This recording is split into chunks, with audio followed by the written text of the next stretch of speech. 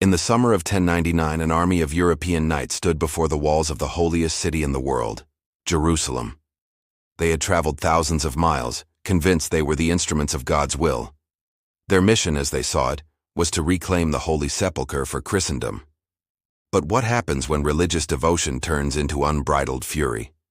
This isn't just a story of a medieval siege, a tale of knights and conquests. This is the story of a massacre, an event so brutal it would leave a permanent scar on the pages of history, forever changing the relationship between the great faiths of the world. To understand the horror that was about to unfold, we have to rewind. 3 years earlier, in 1096, Pope Urban II delivered a sermon that set Europe ablaze. He called upon the knights and nobles of the West to march east, to aid their Byzantine brethren, and most importantly, to liberate Jerusalem from Muslim rule. He promised forgiveness of sins for all who took up the cross. The response was overwhelming. But this was no simple military campaign. The First Crusade was a 3-year ordeal, a brutal march across continents. These men, and the thousands of followers who accompanied them, were not a modern, disciplined army. They were a disparate collection of feudal lords, knights, and common folk, driven by a potent mix of piety, greed, and a thirst for adventure. Along the way, they faced starvation, disease, and constant battle. They endured the searing heat of the Anatolian plains and the bitter cold of winter sieges. By the time they reached the gates of Jerusalem in June of 1099, they were a shadow of the force that had set out from Europe. They were exhausted, desperate, and their religious fervor had been forged into a hard, fanatical edge. They saw the city not just as a military objective, but as the ultimate prize in a cosmic struggle. In their minds, taking Jerusalem was not merely a conquest, it was an act of divine purification. This deeply held religious dream was about to twist into a nightmare of unimaginable violence. For over a month, the Crusaders laid siege to the city.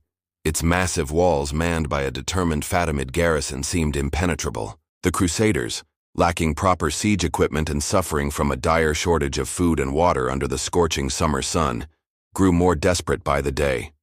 Their fanaticism intensified. They performed religious processions around the city, fasting and praying for divine intervention. They saw the struggle as a test of their faith. Finally, with newly constructed siege towers, they prepared for the final assault. On the morning of July 15, 1099, the attack began. The air filled with the grinding of war machines, the clash of steel, and the screams of men. After hours of ferocious fighting, a group of knights led by Godfrey of Bouillon managed to secure a foothold on the northern wall. At the same time, another siege tower breached the southern defenses. The gates were thrown open. The Crusaders poured into the city. This was the moment the leaders lost all control. The army dissolved into a rampaging mob. Years of pent-up frustration, religious zealotry, and the sheer brutality of their long journey exploded in a frenzy of violence. The commands for order and restraint, if they were ever given, were drowned out by a thirst for blood and vengeance. The soldiers, who had dreamed of this moment for years, believed they were cleansing the holy city. They showed no mercy. What followed was not a battle, but a slaughter. The streets of Jerusalem, narrow and winding, became rivers of blood. Contemporary chroniclers, even those who were crusaders themselves, described the scene with a mixture of triumphant horror. Raymond of Aguilers, a chaplain with the army, wrote one of the most infamous and chilling accounts. Wonderful sights were to be seen. Some of our men, and this was more merciful, cut off the heads of their enemies. Others shot them with arrows, so that they fell from the towers. Others tortured them longer by casting them into the flames. Piles of heads, hands, and feet were to be seen in the streets of the city. But these were small things compared to what happened at the Temple of Solomon. What happened there? If I tell the truth, it will exceed your powers of belief. So let it suffice to say this much at least, that in the temple and porch of Solomon, men rode in blood up to their knees in bridle reins. Another eyewitness, Fulcher of Chartres, was equally stunned by the scale of the carnage, writing, "Indeed, if you had been there, you would have seen our feet colored to our ankles with the blood of the slain. But what more shall I relate? None of them were left alive. Neither women nor children were spared." The city's inhabitants, Muslims, Jews, and even some local Eastern Christians who were mistaken for enemies were hunted down and killed without distinction. They sought refuge in their homes, in their mosques, and in their synagogues, but there was no escape. Thousands of Muslims fled to the Al-Aqsa Mosque on the Temple Mount, believing it to be a sanctuary. The Crusaders, led by the Norman Prince Tancred, initially promised them protection in exchange for a hefty ransom. But the next morning, other Crusaders, ignoring Tancred's pledge, stormed the compound. The massacre that ensued was one of the most horrific episodes of the entire day. The synagogue, where the city's Jewish population had gathered to pray, was set on fire, burning everyone inside alive. This was a complete and utter breakdown of humanity, a tidal wave of brutality that swept through the very places each of these faiths considered to be the holiest on earth. When the killing finally subsided after 2 days, the city was a charnel house.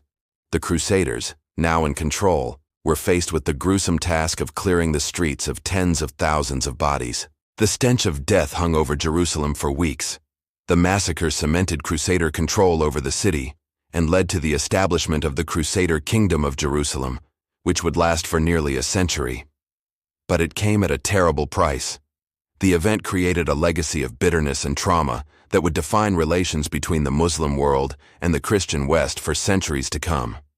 Before the First Crusade, Christians, Jews, and Muslims had a long, albeit complex history of coexisting in the Holy Land.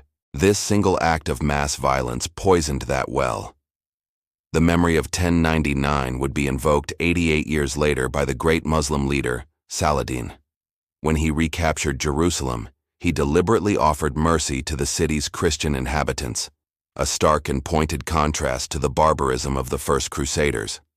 The echoes of this dark chapter in history are, in many ways, still felt in the region today, a powerful and tragic reminder of the divisions that can be carved by the sword. The Massacre of Jerusalem stands as one of history's most stark warnings. It's a terrifying example of how religious fervor, no matter how sincere, can be twisted and perverted into an excuse for unimaginable violence. It challenges the romantic, simplistic view of the Crusades as a noble quest of chivalrous knights. The reality was far darker, more complex, and infinitely more human. The stories from this era are filled with moments of both incredible faith and incredible cruelty, and we must confront them both to truly understand our past. What other overlooked or misunderstood moments from this period do you think deserve a closer look? Let us know your thoughts down in the comments, and if you want to explore more of these untold histories, make sure you subscribe and hit that notification bell so you don't miss our next video. Thank you for watching.